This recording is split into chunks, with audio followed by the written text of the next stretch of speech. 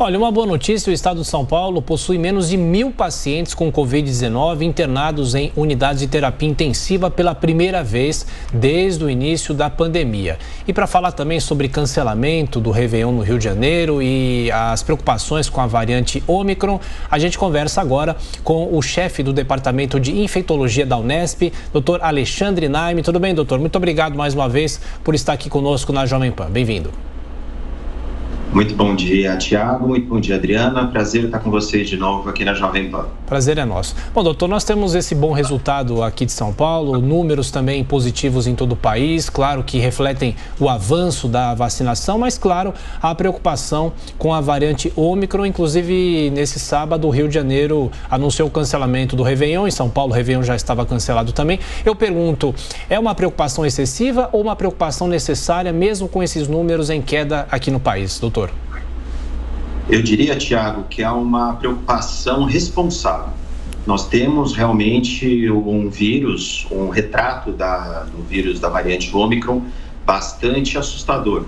Ele é um vírus, do ponto de vista científico, com muita capacidade de trazer maior risco de transmissão e fuga da resposta imune. Isso no microscópio, no laboratório.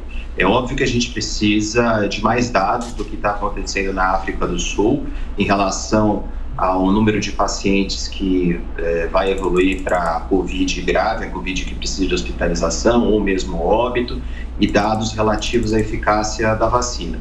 Mas frente a essa possibilidade de maior circulação e de maior transmissão, é bastante responsável as medidas que foram tomadas, de pelo menos a curto prazo, que estas festividades com aglomeração sejam canceladas. Existe uma dúvida, doutor, se os estados, as cidades vão permitir festas em clubes, casas de evento, em bares e restaurantes. O senhor acredita que nessas condições seria um pouco mais seguro de acontecerem as festividades de fim de ano com relação ao contágio? Qualquer aglomeração em local fechado, sem uso de máscara, por enquanto, é risco não só pela variante Ômicron, mas causar um aumento de número de casos excessivos e, eventualmente, algumas pessoas, mesmo que vacinadas, evoluírem para quadros graves e óbito. Então, nós ainda estamos vivendo uma pandemia. Nós ainda temos cerca de 5 a 10 mil casos por dia. Esse, aliás, é um ponto muito importante de discussão. O Brasil não está testando tão bem quanto estava fazendo isso há alguns meses atrás. Então, o nosso temor da comunidade científica é que o número de casos novos tenha caído artificialmente por conta de uma falta de testagem. Mas, realmente, os números de hospitalização e óbito, por enquanto, nos permitem que alguns tipos de eventos ao ar livre, sem aglomeração, isso seja mais seguro. Agora, por exemplo, salões fechados, galpões, lugares onde as pessoas se aglomerem sem uso de máscara, mesmo que seja em locais abertos, praias, por exemplo, queima de fogos, isso não é seguro ainda. Doutor Alexandre, falando sobre a variante Ômicron, em relação à transmissibilidade, né? Há uma transmissão maior, ao que tudo indica, mas pelo menos até agora não tivemos nenhuma notificação de mortes dessa variante. Pode ser, obviamente, uma subnotificação, mas pelo menos essa informação não temos ainda. Eu pergunto para o senhor, alguns especialistas dizem que a evolução normal de uma pandemia como essa é para que essa doença vire uma gripe, entre aspas, comum. O senhor acha que a variante Ômicron pode ser o primeiro indicativo disso ou ainda é cedo falar? É muito prematuro, Tiago. Nós ainda temos poucos dados reais sobre o comportamento clínico da variante Ômicron. O que nós temos foi, nessa semana, um pré-print mostrando que a variante Ômicron tem cerca de 2,5 vezes, duas vezes e meia mais chance de causar reinfecção que as variantes anteriores, principalmente a alfa e a beta lá na África do Sul. Então, esse é o único dado mais prático que nós temos do ponto de vista clínico.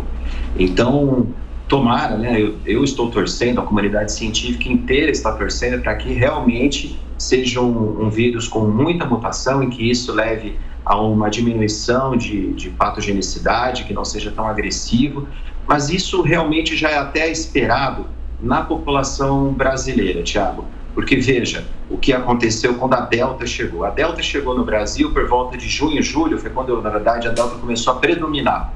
e não teve um impacto em relação a mortes e internação. Por quê? A população estava naquele momento sendo vacinada com uma velocidade muito grande, tinha acabado de receber a imunização. Então, se a gente for ver o total de óbitos no Brasil, a grande maioria foi causada pela variante Gama, a variante anterior, a antiga P1.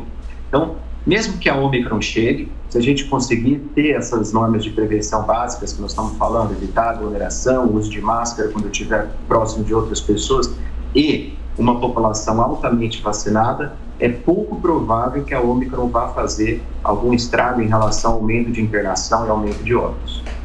E, doutor, quando se diz que a Ômicron, então, permite esse contágio em proporções muito maiores, mas não deixa o paciente em estado muito grave, isso vale para todos ou pessoas que possuem, por exemplo, comorbidades, podem sim ser atingidas de forma grave? O que já se sabe nesse sentido com relação a essa cepa? Na verdade, Adriana, se sabe muito pouco. Essas são algumas especulações. Na verdade, essas informações que a gente tem de pouca gravidade são de coletiva de imprensa. São de colegas que são de sociedades médicas da África do Sul, que vêm contando pessoalmente o seu relato. Bom, aqui a gente está tendo a variante Ômicron, mas não está tendo internação, não está tendo casos graves, não está tendo óbito. Mas isso não vale como ciência. Nós estamos aguardando, isso tem que esperar mesmo algumas semanas para que esses dados sejam compilados e sejam publicados, para a gente possa analisar a qualidade dos dados. Repito, o único dado objetivo que a gente tem da Ômicron do ponto de vista clínico foi esse aumento na taxa de reinfecção. Então a gente sabe que a variante Ômicron é mais fácil, se você já tiver tido Covid no passado, de você pegar Covid novamente pela variante Ômicron. Lembrando que a população da África do Sul, onde esse estudo foi feito, na verdade onde é o principal país afetado no momento pela Ômicron, é um país com baixa taxa de vacinação, de 25% a 30% na população em geral, e é uma vacinação que aconteceu mais no passado. Então, é uma vacinação mais distante que a nossa, que é mais recente. Então, realmente, tudo isso leva a um celeiro perfeito, né, a condições perfeitas para o surgimento de variantes, como aconteceu por lá. Doutor Alexandre, uma pergunta sobre as vacinas. Ainda também é cedo saber se as vacinas atuais funcionam para a variante Ômicron e esse dilema em relação à Anvisa pedindo explicações ao governo do estado de São Paulo, por que o governo reduziu o intervalo da segunda para a terceira dose de 5 para 4 meses. De que maneira é necessário realmente ampliar essa vacinação, mesmo com essa dúvida, saber se os imunizantes funcionam ou não para a variante? Nós começamos a ter as primeiras respostas em relação aos imunizantes durante essa semana. Então, é muito rápido esse tipo de resultado, porque os estudos, você pega o sangue, o soro de pessoas que foram vacinadas, por exemplo, o que já foi feito com a Pfizer, pessoas que foram recém-vacinadas com a Pfizer, 2 doses, e coloca em laboratório esses anticorpos neutralizantes que essas pessoas receberam a vacina, fizeram contra a variante Ômicron. E dados preliminares, mas também de coletiva de imprensa, mas são animadores, mostram que a vacina da Pfizer funciona relativamente bem, tão bem quanto funcionava contra a Delta, por exemplo, em relação à atividade de inibição. A vacina da Moderna, os desenvolvedores já colocaram uma dúvida em relação à necessidade de uma revacinação, de uma terceira dose da Moderna por conta de talvez uma perda de pequena efetividade dessa vacina contra a Ômicron. E nós aguardamos os mesmos estudos das outras plataformas, da Sinovac e Butantan em relação à Coronavac, da AstraZeneca, e isso vai acontecer até o final do ano, antes do Natal, a gente já vai ter esses dados que vão nos permitir dizer se eventualmente alguma vacina tem uma maior falha em relação à Ômicron ou não. Em relação à antecipação da terceira dose, então passando de 5 para 4 meses, realmente não existe estudos científicos que coloquem essa possibilidade como efetiva, mas a redução de apenas 1 mês, do ponto de vista prático, não nos parece extremamente danosa em relação à perda da qualidade em relação a fazer os anticorpos neutralizantes, principalmente nas pessoas mais idosas que foram vacinadas com Coronavac. A gente sabe que a Coronavac é uma vacina que ativa muito bem o sistema imunológico, mas a duração de proteção é em cerca de 3, 4 meses nessa população mais idosa. Então, nessa população mais idosa, realmente, a diminuição de intervalo para a terceira dose seria benéfica. Nas outras, a gente não tem essa certeza. mas quando você pensa num plano estadual de vacinação e vacinação em massa, às vezes fica melhor você fazer uma regra para todo mundo do que ficar quebrando em várias subpopulações, porque acaba complicando a logística de vacinação. Perfeito. E mais uma dúvida, doutora Alexandra. Pessoas que moram no Brasil, qual a recomendação que estão se planejando ou com passagem comprada para viajar para o exterior agora no finzinho do ano, começo de 2022? Como proceder, tendo em vista que tantos outros países no mundo estão vivendo de novo um momento difícil da pandemia, considerando até já a 4ª onda? Olha, Adriana, a receita é muito simples, né? Eu mesmo vou fazer uma viagem internacional a trabalho daqui a alguns dias e não tem nenhum tipo de dúvida. É uso de máscara, evitar aglomeração sempre e vacina no braço. Então, providenciar aquelas pessoas que não tiveram o mais rápido possível a sua atualização vacinal, usar máscara sempre que eu estiver num ambiente em que não for possível o distanciamento social, tiver aglomeração, sempre o uso de máscara. Com isso, se você tiver sempre essas medidas, a chance de você se infectar com higiene das mãos, né? A chance de você se infectar com o SARS-CoV-2, o vírus causador do Covid-19, reduz drasticamente. Então, essas são as medidas que a gente vem falando desde o começo da pandemia. Agora as vacinas, que vem no sentido de diminuir a chance individual de adoecimento, tem também um impacto em relação à redução de transmissão.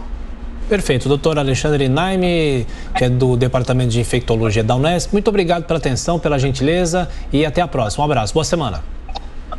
Boa semana, um ótimo domingo para todo mundo que está acompanhando a Jovem Pan.